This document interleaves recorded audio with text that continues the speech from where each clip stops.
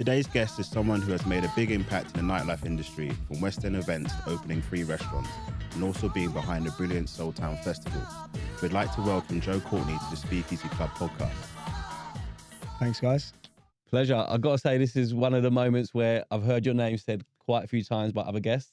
And I know a lot of people who know you, so it's brilliant to have you on the show. All Joe. good, I hope. Wow. That might be for another show. Or after a few drinks. Exactly. Pleasure. So, Joe, you've had a remarkable journey in the West End nightlife, and you seem like you've done really well just to get around and also build up a strong reputation, especially with your brand, C'est La Vie. So tell us how it all started, basically.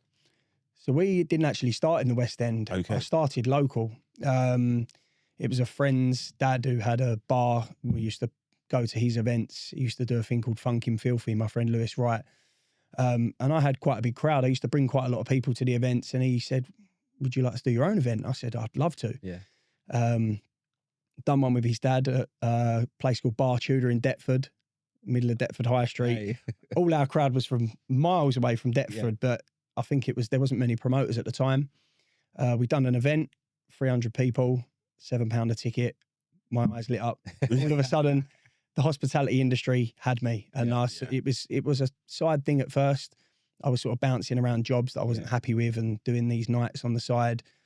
And then I was actually an estate agent up in Canary Wharf, and one of the staff members there said, Joe, we've seen you doing some promotion stuff during work time. Yeah. It's great what you're doing, but we need you to choose one or the other. And I said, look, I'm going to give it a go. Spoke to my parents and said, I'm going to give it a year, see if I can do anything with it. If not, I'll go and get a proper job. So, and it just went from there. I was doing the bar, and we'd done a couple of events there, and then bigger promoters were reaching out to me saying, do you want to host rooms in clubs that I could only ever imagine? Yeah. Putting parties on in like Pasha, Ministry. Nice. And yeah, we hosted the bar at Ministry for a guy called Jesse James, who runs Connected. Yeah. Done very, very well there. We was working together for a long time, and then I decided, I just said, look, I'm going to go off and do my own thing. Yeah. And that was the big jump for me, was hosting rooms to then taking on, I think I took on the House and Terrace, which is now Studio 338. Yeah. And we done a Clique Parties Presents a Moulin Rouge party. Yeah. And we had 1,800 people there, and it was amazing. Yeah. Yeah. And that's when we realised that I could do it on my own. And eventually we were approached by, I'm not sure if it was actually you, Julian, who approached me, or it might have been Matthew Cranwell. But for Embassy Nightclub, I recommended you a few times to Robert. Yeah, I done one event actually. You did one Thursday. I done one Thursday at Maya. Yes. And you was hosting there. Yeah. And I think you recommended me to these guys. All right. And said he's got a real nice crowd. Yeah. They dress up. They come in fulls. Yeah. And then, at the time, I think when I looked at the West End, I really loved Embassy. And Mark Wright and Jack Tweed were doing the Thursday nights at the time. Yeah.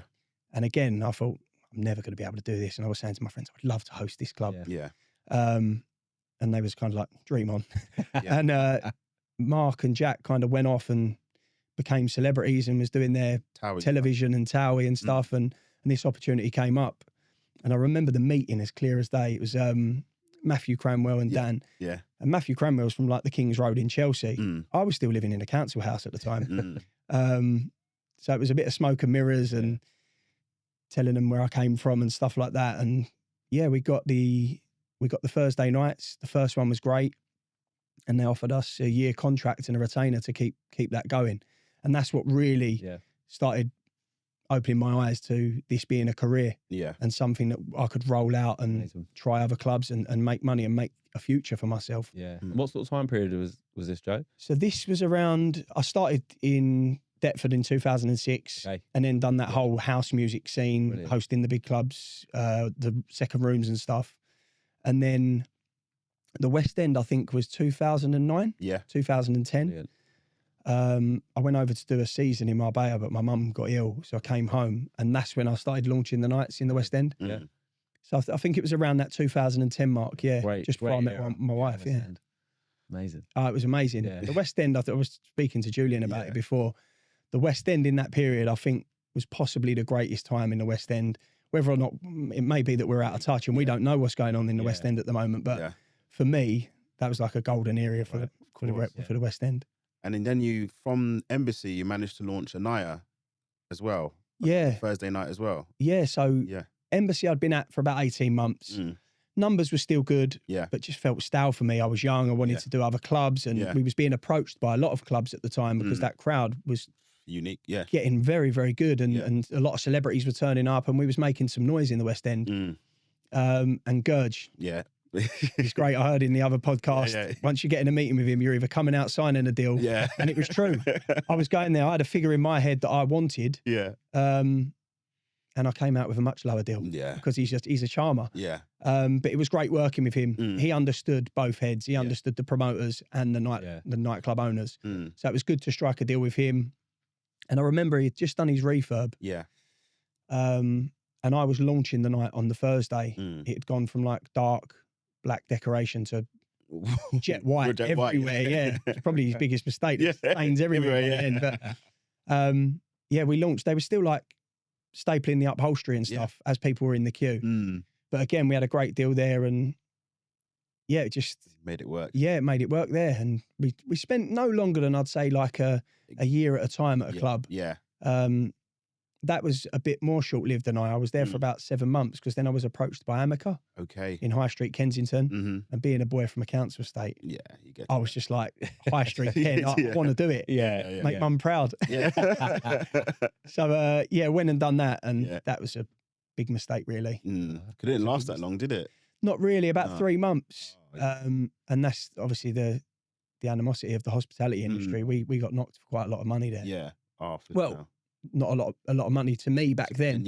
At the time, I think we trusted in that they were going to pay out. We let it go for weeks and weeks and weeks, and then the company went into liquidation.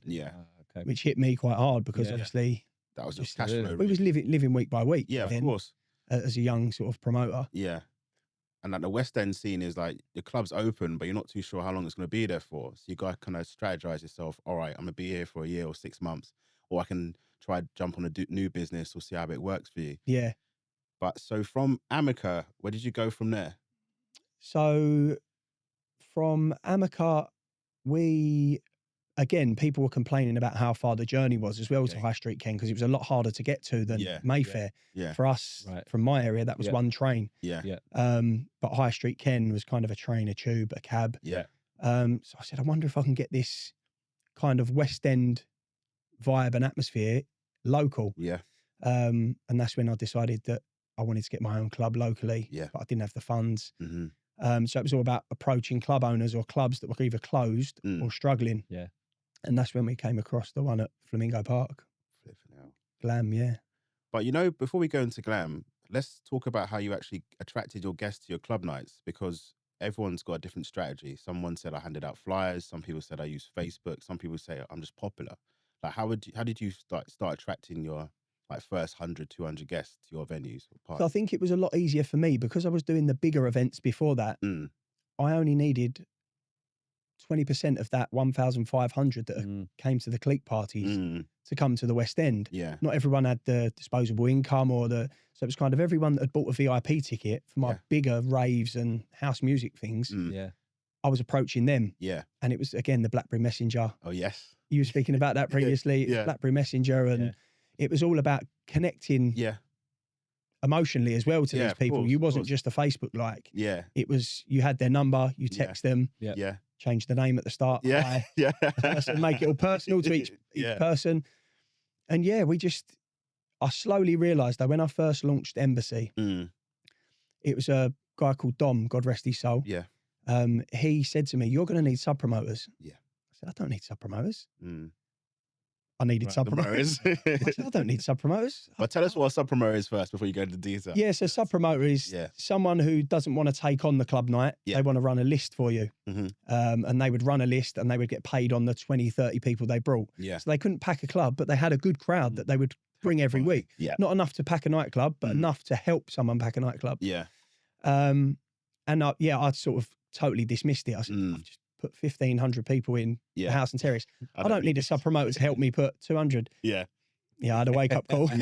We had 2 weeks, I think, where I was like, I've got like 30 people coming. Yeah. I need some help. And he said, Yeah. I told you. Yeah. So he had a few people that he already had in mind, which was very helpful. And then I had a few people that I had in mind that would sell tickets for the events, the bigger events, and had some VIP tables and stuff like that. So yeah, that's how we started to attract the crowd. And then slowly but surely, we could take on a second night because the sub promoters were packing one night. I could then go on to the next night. Brilliant. And yeah, that's how we attracted the crowd. And I always said it. I always used to look after people. Yeah. Anyone that came through the door, I used to look after. Always pay. You're good. Yeah. Yeah, and just be good to everyone. Go around and speak to everyone. Give them your time. Yeah. There's loads of promoters out there that used to walk into their night and never even come and say hello to you. And you think, I know what you was after now. Yeah. And you need to get rid of that illusion and look after people, host them and get them a drink, make sure they're being looked after. Yeah. So with the clientele that you attracted, everyone used to talk about it in the West End that Joe Courtney's got the best dressed clientele. And I remember once going to one of your club nights and everyone was wearing the knitwear jumpers, or the guys would wear the shirts, and all the girls would always be glammed up.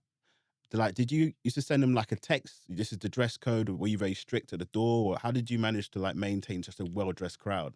I think it's where I didn't come from the West End. Yeah. Like a lot of promoters that did the West End came from the King's Road or Chelsea or London Bridge. They lived within that. So for me, if I was stepping into their world, I wanted it to be the best possible crowd I could bring. So I used to say blazers, shirts and everything. And I used to bring such a good crowd. Yeah. But the thing I struggled with massively was tables. Yeah. Because obviously I didn't come from money. We weren't poor, don't get me wrong. My mum and dad gave me what I needed, but we didn't come from money. So the people that I was bringing were a great crowd, pretty. They wanted to be in that West End atmosphere, so they came in force. Yeah. But then the club owners started to say, I need some tables. And again, it was then, but a lot of people had tables, but they didn't have the floor fillers. Yeah. So that's where there were some great partnerships that were made. I went into partnership with sort of Jay Sexton and Kieran. At Dolce Parties. They had a lot of tables. I had a lot of good-looking girls and guys that would come. And we made a great partnership for a while at Embassy. I think they gave me a new lease of life there for an extra 6 months. I think otherwise me and Mark Fuller may have parted ways because he needed that spend to stay there, and it started to dip ever so slightly. So partnering with them was a real good move for me there. And is there pressure on like the bar spend as a promoter and stuff? Like are the club nights saying we need to be hitting this type of level, or does it naturally just take care of itself? No, I mean, sometimes I would walk into the club and be late and look and think it's going to be a big spend tonight. And it wasn't. Right. And then other nights it would look half empty and it would be 10 grand more because you'd have this guy who was spending 5 grand, he was spending 3, he was spending 2. So yeah, I think my nice clientele would only get me so far. Of course. It was the figures that mattered in the end. Someone like Mark Fuller, he was so happy with the crowd. He didn't care about the spend at the time. He was just so happy that I was bringing a clientele that were wearing shirts, blazers, shoes. Especially on Thursday night as well. Yeah, on a Thursday. Yeah. And you talk to a club owner now, Thursday night, that clientele, they'll be over the moon for it. Yeah. And like back in the days, really, he should have really been like, oh, this is it. I just need to get someone to bring the tables and job done. And that's what you've done. That's really good, man. Yeah, it was, like I said, that nice clientele will only get you so far. But I think the partnering with other promoters, that really helped me have a longer lease of life in the West End. Yeah. Because then the tables used to come. But because of the nice clientele, the footballers started to come. And this is where Colin Francis was a massive player for me in that Colin was like the DJ to all the celebs, all the footballers. And he was my resident. I wouldn't be able to afford him now. No. He was my resident at the time. But yeah, he used to book tables for me. I've got a footballer coming. I've got Aaron Lennon coming. Right. Chipmunk and Chris Brown turned up one night. Like he was always the in for any celebrities that came.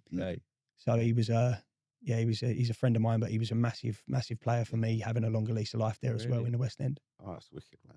Brilliant. Well, on to Flamingo Park. I started to sort of hear more about you because I'm from South London as well, around the Glam Days. So tell us about that journey and how that came to be. Yeah, so that is when I was in the West End, I was just, as the numbers started to peter off, the general consensus from my whole crowd was, it's just too far. Right. And we need to get home. The cabs are costing us too much. So it was looking at who had a club that wasn't busy, that we could maybe do a little mini refurb and say we'll take over the club or promote the club. And initially it was just to be the promoter and take the door money. I approached 2 guys that had the club before. It was a different name, I think Bank Club or something like that.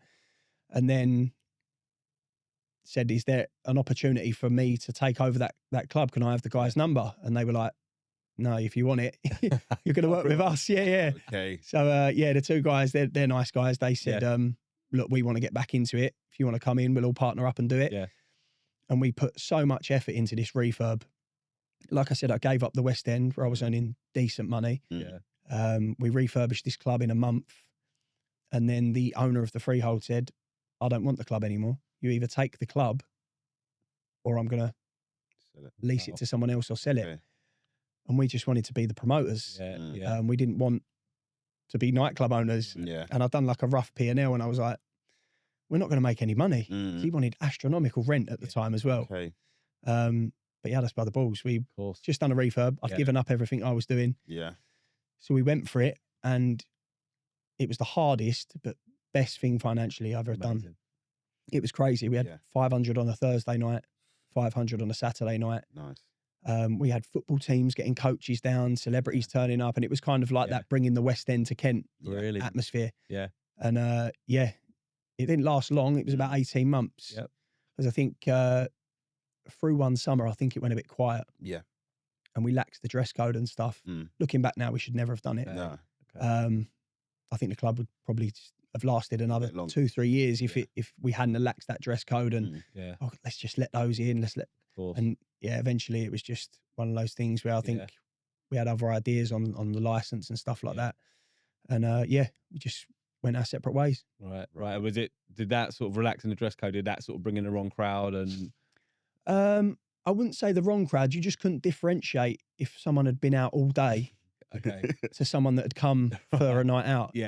So it was hard, and a lot of people, it was in the middle of nowhere. So guys were finding out that there were nice girls there. They were turning up to pick these girls up and guys were walking out with these guys and it would cause problems. And it just became a bit problematic, the club. And it's still on good terms with the guys I owned it with, but we went our separate ways and just decided to, do what we was doing. Amazing. Wow. I think that's one of the tricks, isn't it, in hospitality, is to kind of know when, things are sort of on the downward spiral and just walk away without having drama with business partners, not burning any bridges, and knowing that sweet spot. Yeah, of course. Yeah, absolutely. So what happened next? So from Glam, I went on to a club called Time. Okay. A friend of mine opened it was a club in Beckenham. So it was he done a refurb and was putting all his money into it and said, look, I need help. Do you want to come over and do it? And I didn't have much options at the time. So I went onto there just as a promoter for him and an events manager. So I'd done that.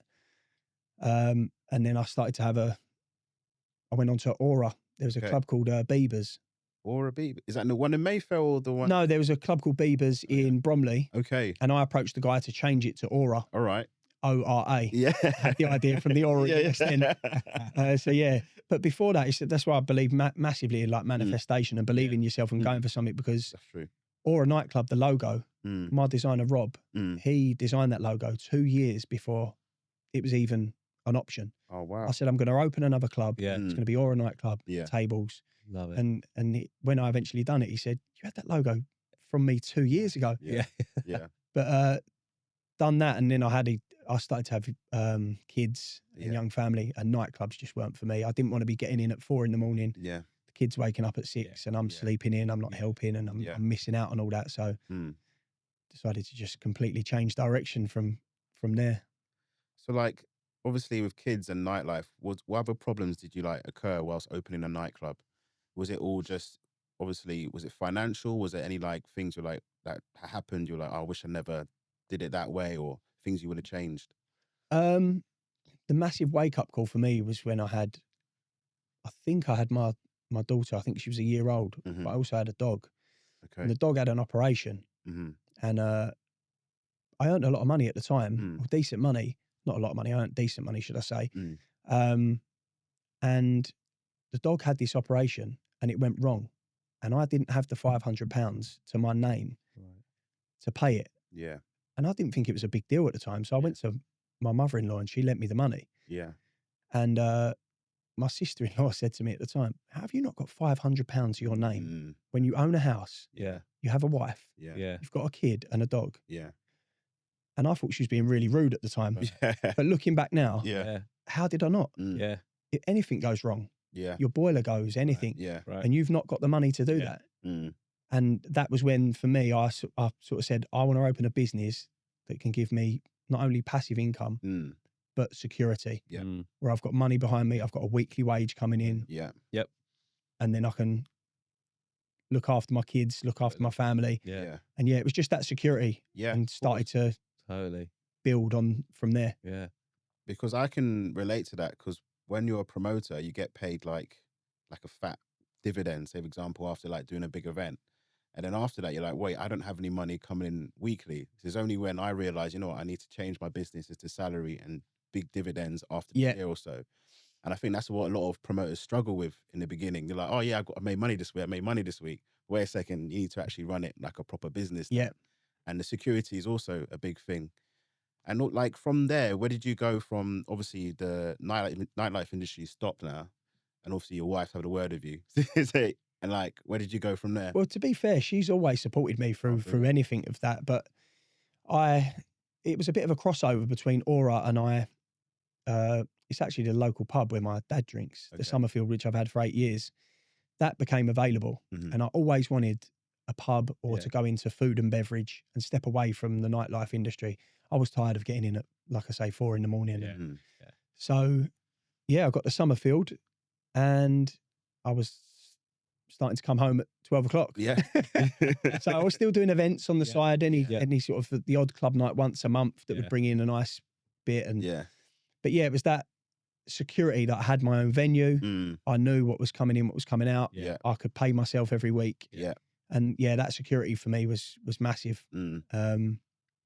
And then once I had the pub, the whole Soultown idea, I've always wanted to have a festival. Yeah. And could never quite cut it in the house music stuff. Yeah. I always tried, and I sold tickets for people, and can I have a tent? No.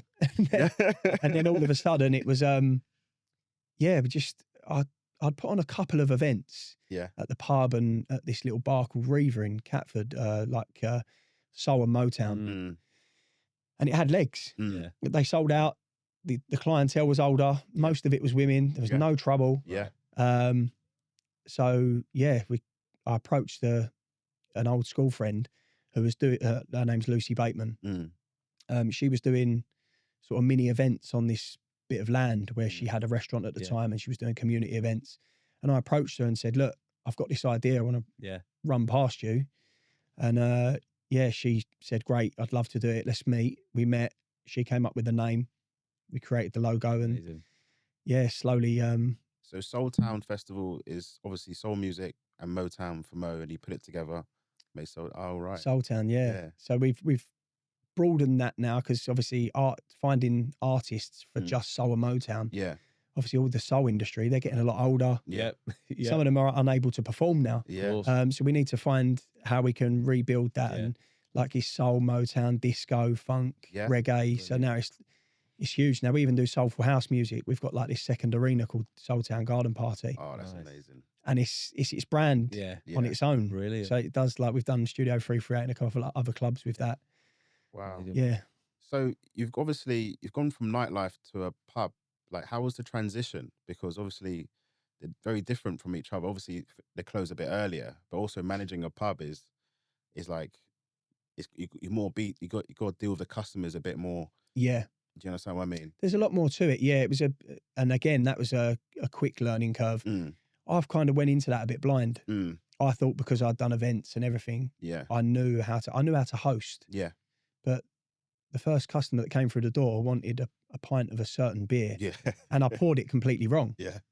And my first customer, I was so excited. I had a trousers shirt on, ready to open the pub. Yeah. First customer through the door was a complete negative. Right. Oh, okay. He was like, "What are you doing?" That's the Guinness. You've got to let that one settle. And I was like, "Oh, all right, sorry." Yeah. And it was an embarrassment. Like there was a lot more to it. So then I just spent all my time just researching on what's the perfect pour, beers, looking after the beer, looking after food and customer service. And it was Yeah, and I've learned that trade inside out now. Some of the staff that have been there longer than me come to me for issues now, which is good. Yeah, Shows that I've learned the knowledge from the bottom to the top in that business. But yeah, it's completely different. But the beauty was how to host people. A lot of people know the ins and outs of the running of the day-to-day of a pub. Hosting people, looking after people, making them feel special Totally. is kind of my forte. And I love doing it as well. I love that feeling it gives me when someone leaves feeling looked after and had a good experience. Yeah, definitely. It's a feeling that, like, unless you've done it, you won't know. But there's nothing better than when someone just leans in and is like, thank you so much for a great night or a great time. It's something inside that just makes you feel so good. Yeah, if you're only about the money, you'll never run the business correctly. That's right. Because that feeling is, if you said you're going to earn $2,000 and everyone's going to leave unhappy, or you can earn 500, but you get that feeling at the end of the night, I'd choose that feeling every time. Definitely. Because I think money is a byproduct of doing the work, being successful, understanding people. You know, if you get all those ingredients right, I think the money always does follow in the end. You know, if you get organically, it's going to be a slog. Organically, it's not very easy, right? Organically, it is going to. You're right. It is going to come if you run it correctly. You put the effort in, you put the time in, you look after people. The money will come later. Yeah, especially in hospitality. If you sit that person down, give them a bit of loving, and they know, oh, this is the service I'm getting all the time, word will spread very quickly. Especially in pubs, restaurants, and it's even with staff as well. Word will go around. My boss is really cool to work with, and you get to build a great team as well. Yeah, it's like leading from the front. That's right. So so in the pub where you like, obviously you own the place, where you also serving the guests, is that you started from the ground up? Did you learn how to do everything? Yeah, and I think, like I said before, I think that's kind of my downfall because I only had one venue. And my dream was never to own more, and I never thought that would ever be a reality. So I struggle with the multiple operating. I do. And it's just being sometimes maybe too hands-on. And when you step away from that business, sometimes they suffer a little bit. But slowly, like I said, it's the chicken and egg situation. If you want somebody to run your business, you have to just pay someone to do the job and step away. Which I'm trying to work in progress. Yeah, it is a work in progress. Because I do find it really hard because I've always been taught you work hard. That was my first job I ever had on a market stall, actually. Oh, wicked. My dad was like, just make sure you work hard. Don't ever stop. If you've done with one job, go and ask him what you need to do next. And I don't think that's ever come out of me, and it never will. But I think if you're going to own multiple venues, you need to learn to work on the business and not in them all the time. So that is a work in progress. Good advice for anybody listening, right? Who wants to get into the industry. Definitely. Because to scale, you need to take that step back, don't you? And sort of, as you said, be around. 100%. And with your events, because you kept quite consistent, did that help you come up with like the festival idea? Because you knew how to keep on marketing and promoting, because you had the pub anyway, but you're also managing your events company, really, because you're doing big event spaces. And then now you're like, I've got a festival now. So now you're managing 3 businesses. Like, is that, like, how was that stressful at all? Or was it more like... Do you know what? I've had to grow with the strength of the brand and how big the brand has grown. Like I said, when me and Lucy met, we only planned for this to be a few tribute acts, 2,000 people, field festival. I've ticked my bucket list and it's done. But it fast grew. It fast grew. So the year one was about 4,500 people. Then it grew and grew. And had I've known, it would have become as big as it did. I would have invested the time and money into building a team. But it is a very, very small handful of people that operate the Soultown Festival. And it's all right. And what's the biggest attendance you've had at the festival? So this year was probably our biggest attendance, and we had 10,000 on the Saturday, 8,500 on the Sunday.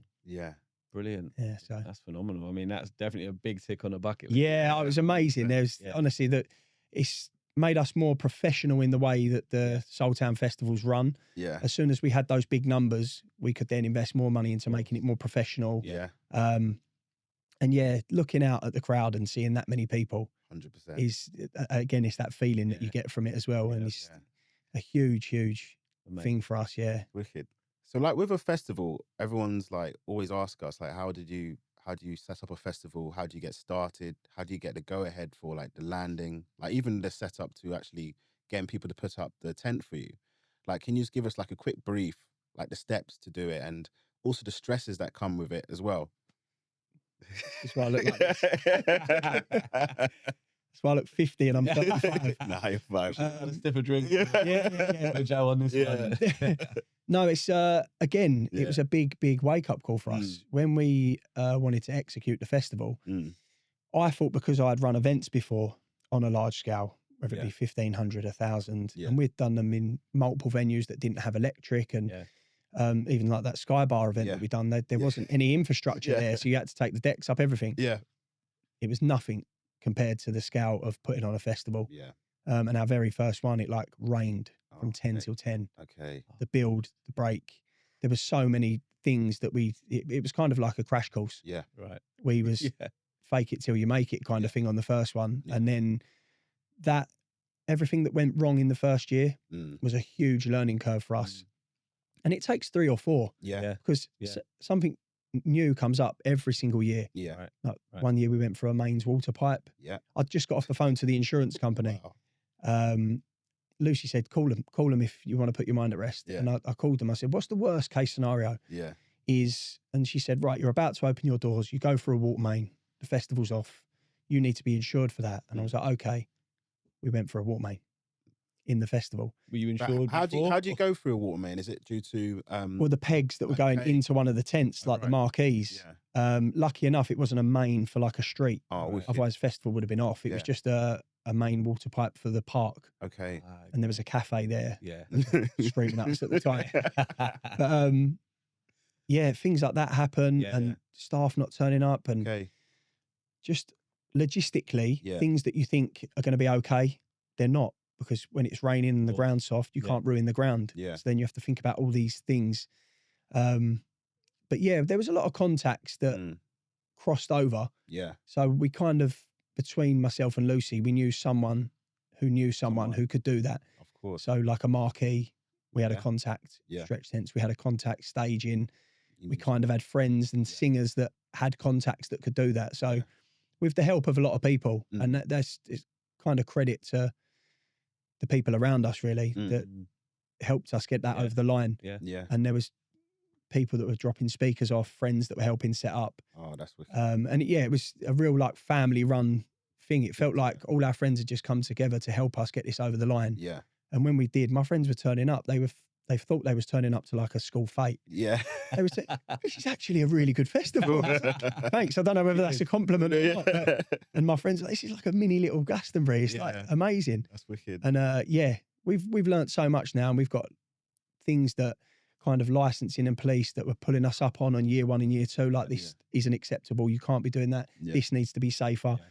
Now we kind of walk round and they're like, credit to you guys, you've done a great job. And that's such a good feeling to have those guys that are the officials and the licensing and walking around and saying to us what a great job we've done. Yeah. And so and also your music and the artists you're booking as well. They're so like they're commercial, but they're also commercial friendly. So you know what kind of clientele you're going to attract. Yeah. And the fact is you can actually expand on it. Like you were saying before, you've attracted like younger people now to your festival. Yeah, definitely. Well, COVID was a massive thing for that. Okay. Because we when COVID hit, obviously the festival just went. Yeah. And we decided, like, let's not sink. Yeah. Let's roll our sleeves up and let's do something that's going to be beneficial to the brand, beneficial to us mentally, because sitting indoors for 7 days a week, it hits you hard when you're in hospitality and you're used to seeing people and looking after people. Yeah.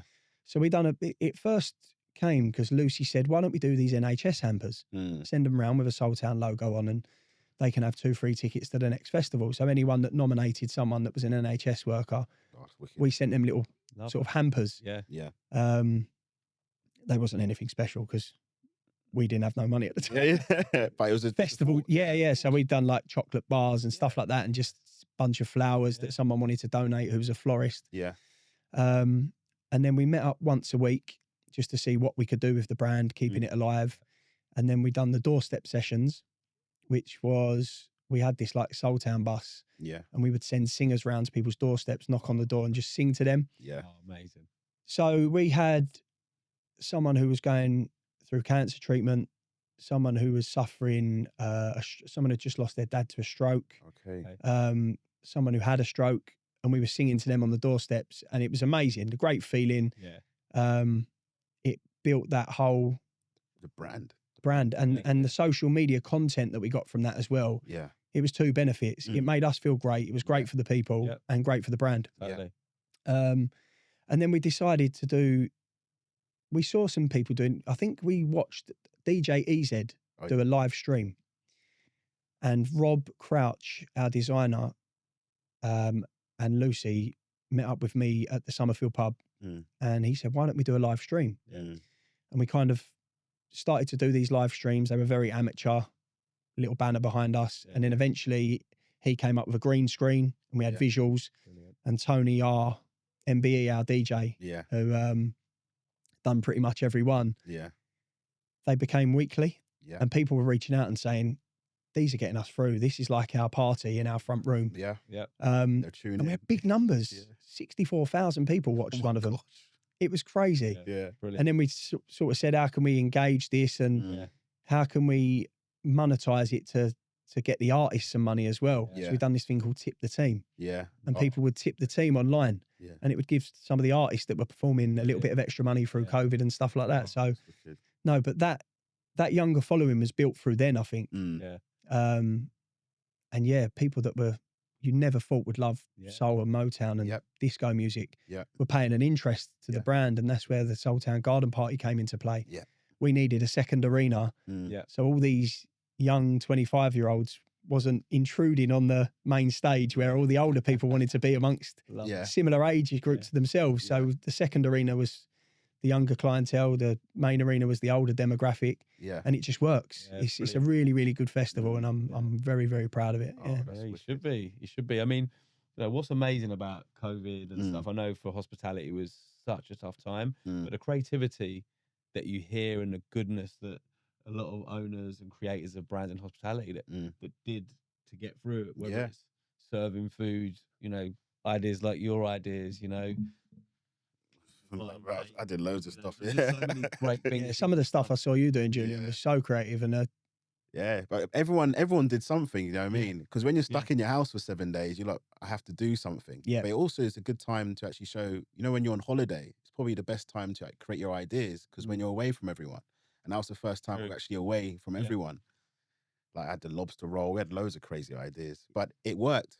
Social media was the time to post it, and that's what worked for everyone. Of course, because you had a captive audience that were just on their phones constantly because there was nothing else to do. Yeah, 100%. So you got the festival, you got the restaurant. How did you manage to open up another 2 restaurants? It's really strange. I never ever planned to. Yeah. I never planned to. It was a friend of mine's dad. Yeah. He came to one of my pubs and said, there's a pub down the road from me. You should come and take a look at it. You'd run it great. Similar to this, he said you could do there.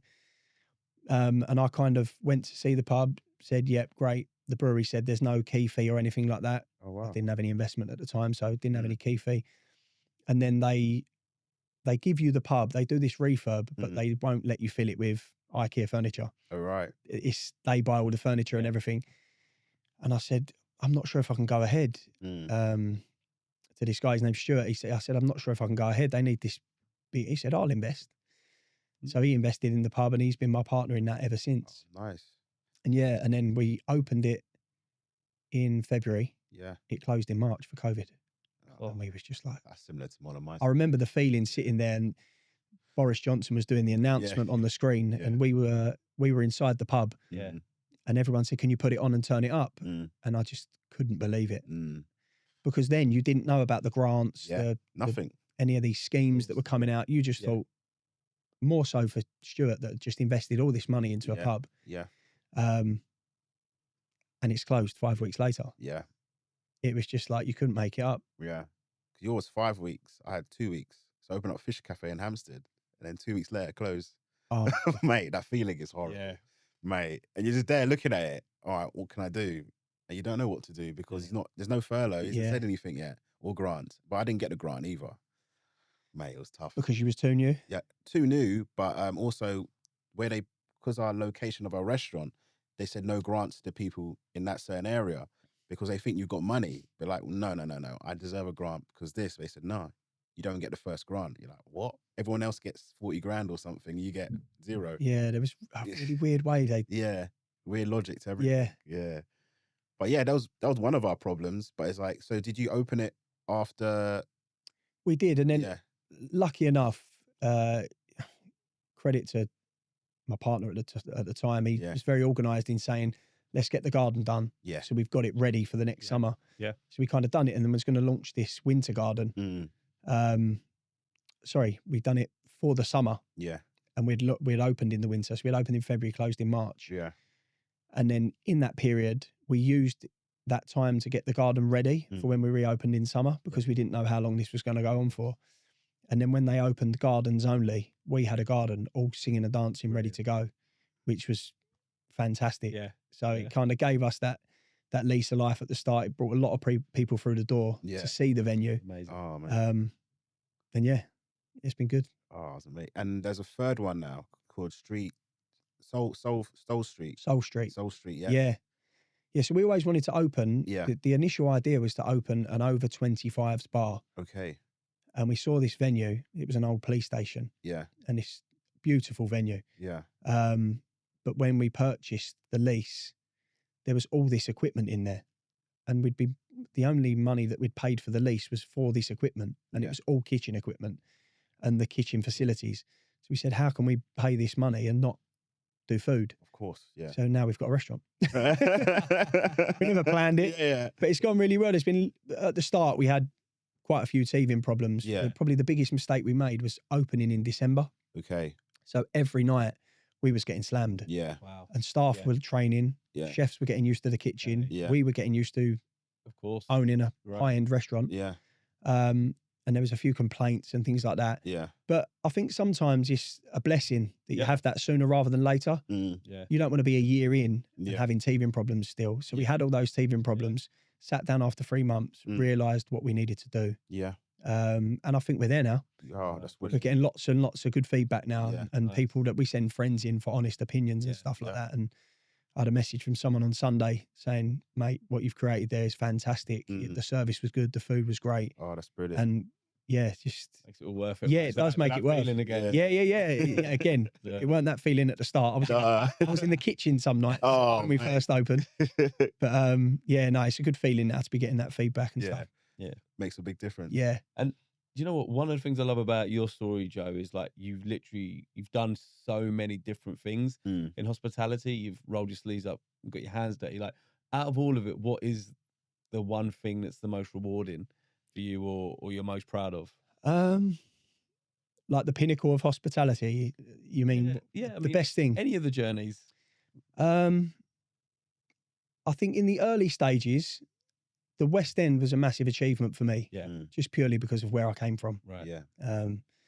Just hosting the clubs, being a young lad from a council estate was good, but cracking into the West End was something that was a massive achievement for me. It made me feel like a somebody. Yeah. At the time, as a young kid, it made me feel like I've made something of myself, which was a good feeling. Yeah. And then in the later stages, for sure, is Soultown.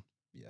That is like my baby. Seeing my kids, like, they dress in the merch and stuff. Yeah. It's amazing. And it was a really weird thing for us because we got excited. Year 2, I think it was, we never had merch year 1 because we never ever dreamt anyone would want to put a Soultown jumper or t-shirt on. Yeah. But year 2 and 3, to see people buying merch. Yeah.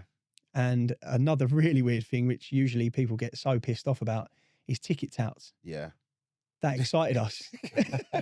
At the time, we was like, wow, we've got ticket touts outside. We've made it. We've made it. That means you've actually made it, literally. Well, it was just the thing where you could never imagine someone would want to tout your event, buy tickets early to sell on. Yeah.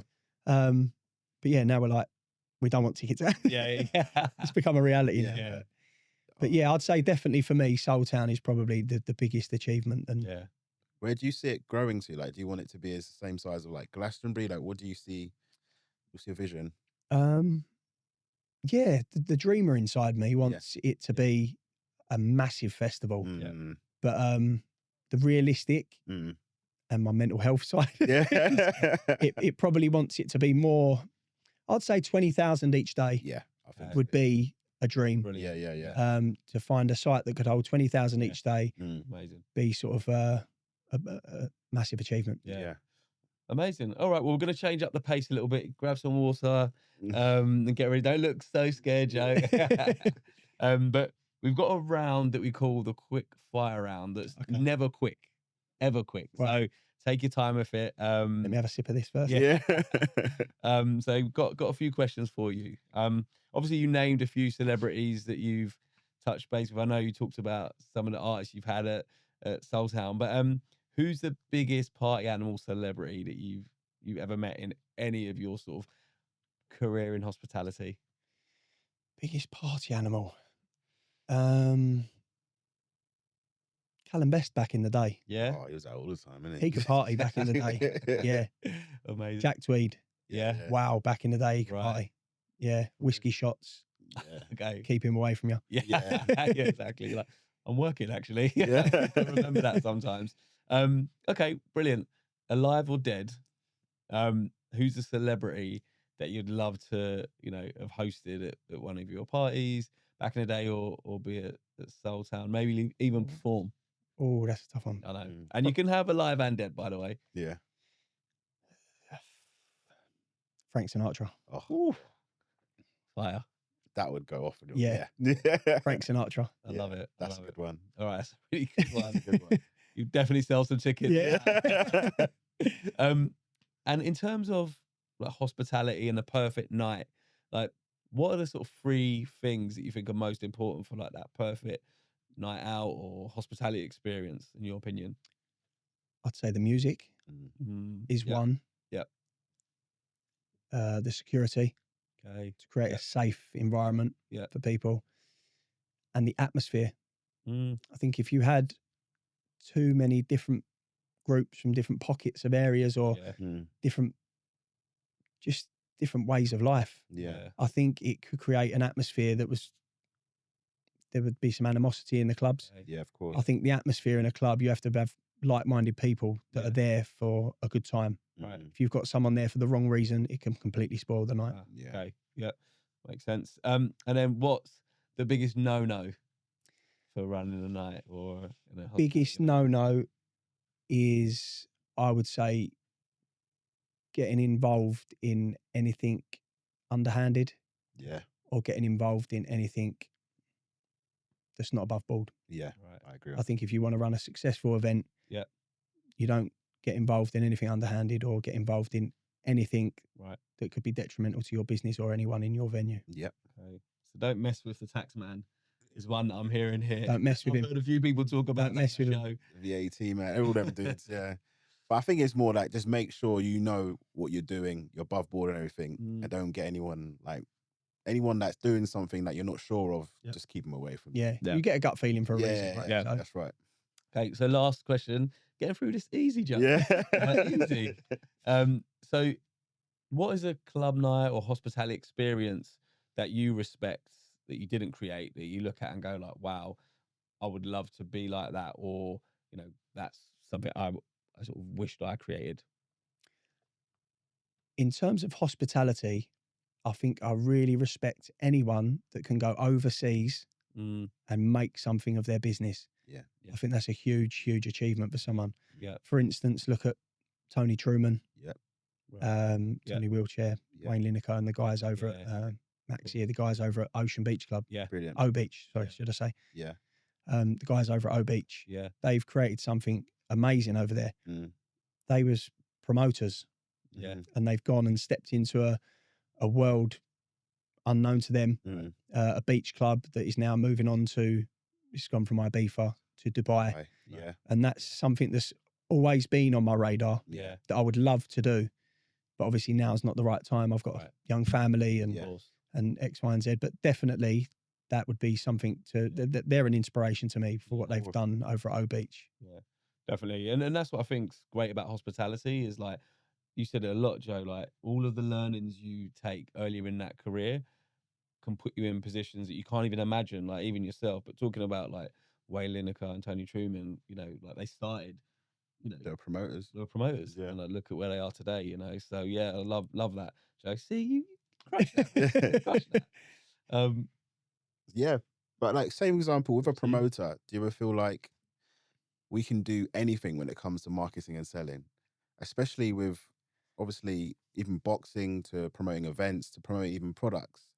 Like, if you had to, say, for example, do something new right now, do you think you'll struggle to do anything regarding every new business, say products, for example? It's a really good question. And the only thing I can relate to this is sitting on the sofa with my wife, Yeah. watching The Apprentice. Yeah. And I always think, I'd win that. Yeah. Oh, mate, I would win I'm that. with you on that one. Yeah. I think these guys, some of them have been to uni, and this is taking nothing away from them. Yeah.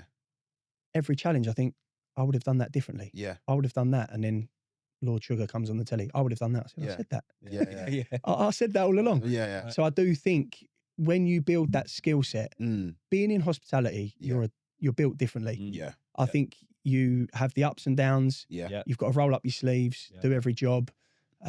It's all down to you. Yeah. The revenue that comes in and the following that you create is all down to you. Yeah. And you have to be so versatile that I think you can take that skill set and go and do anything that you put your mind to. Yeah.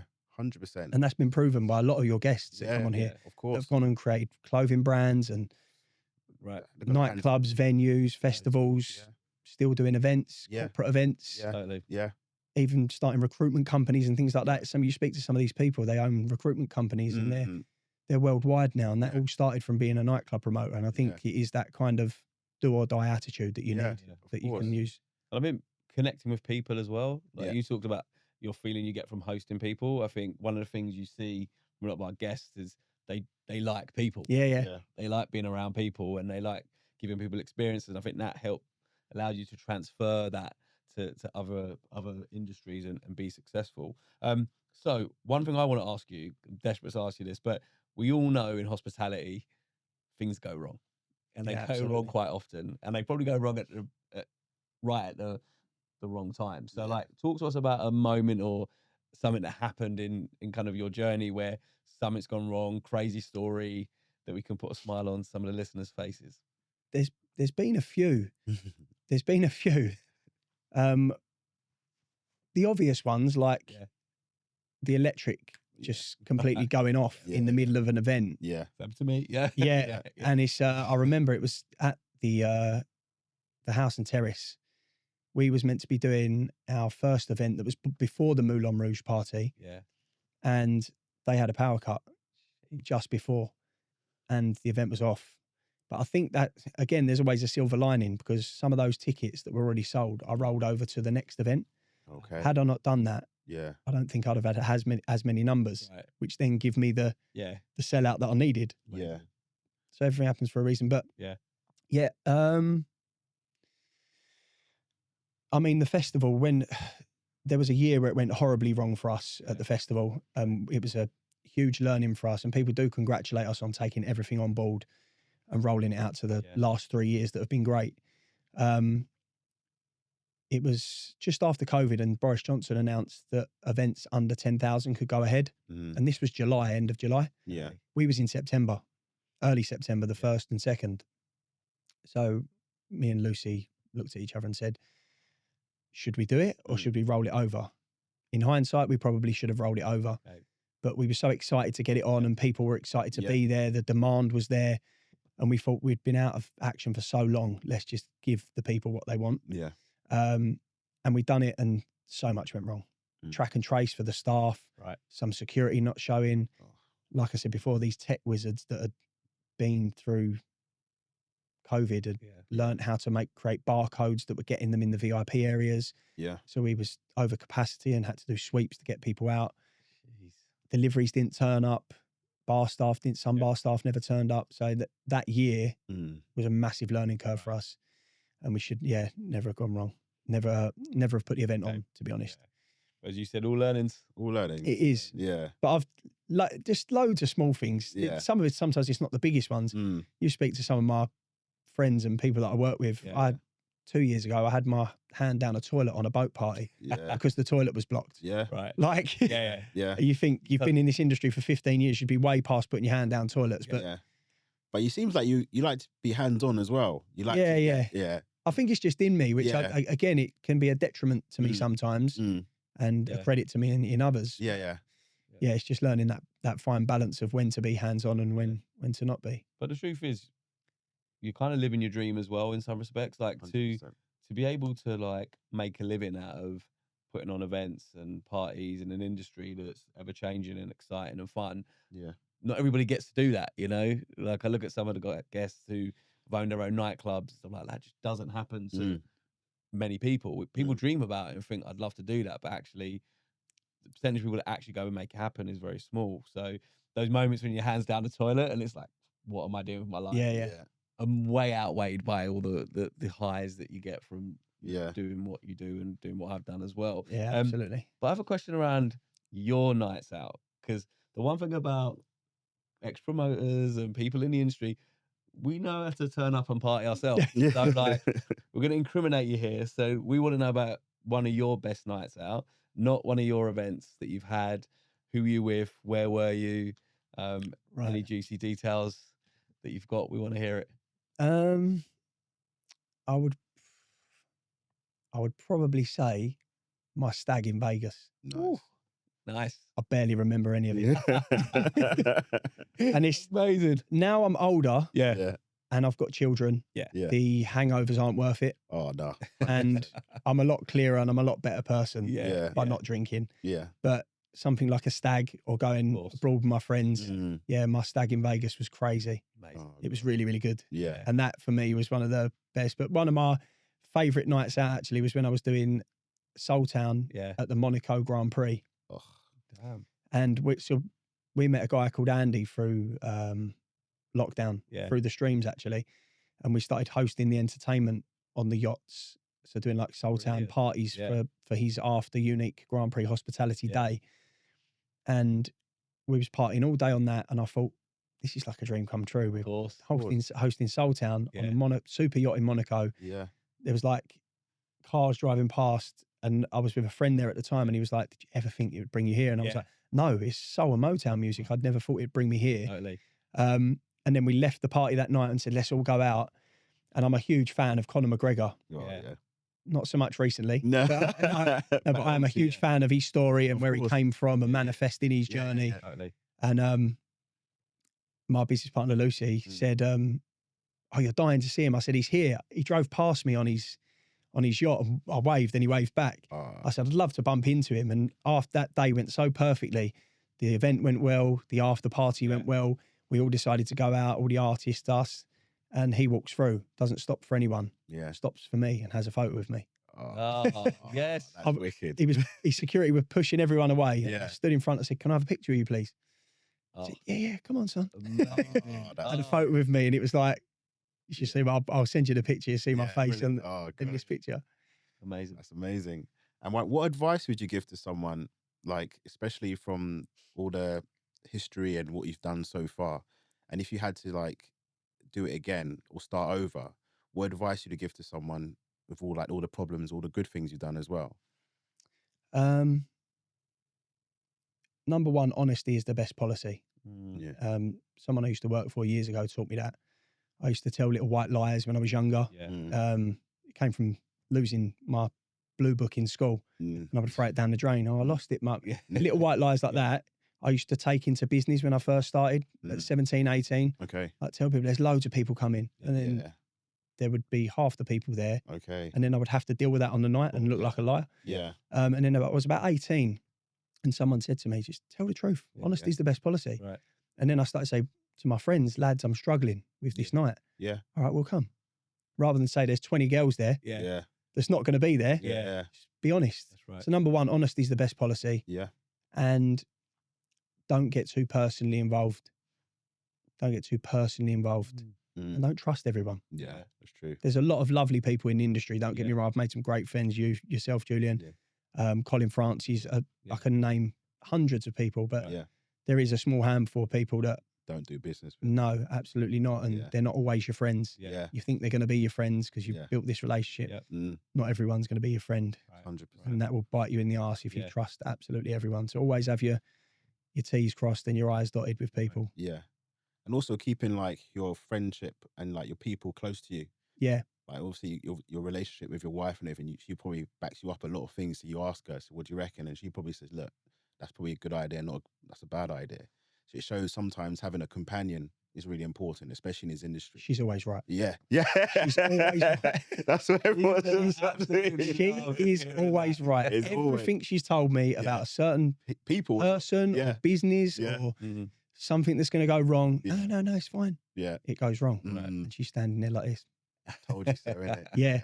So yeah, it's all about staying friends with the people you've been friends with your whole life. Yeah. Realizing who's there because they're your friend and who's there. Right. Yeah. Like when the club closed, Glam, because we closed because we had to get a lot of conditions done for the license. Like they wanted the car park tarmacs, more CCTV because it was in the middle of nowhere. Yeah. Just being closed for that 3 months really opened my eyes to who was there as your friend and of course. who your friends really are. Yeah, 100%. For sure. For sure. All right. Well, that is us done, Joe. That went quickly. Thank you so much. Loved having you on the show. No, thanks for having me. Yeah, we'll just wish you all the best for the future. Like, can't wait to see Soultown with 20,000 plus people in the future. So yeah, great to have you, mate. No, thanks, guys. Thanks, Joe. It's been great to see you both as well. All right. Cheers. Cheers. Cheers, Nat. Thank you.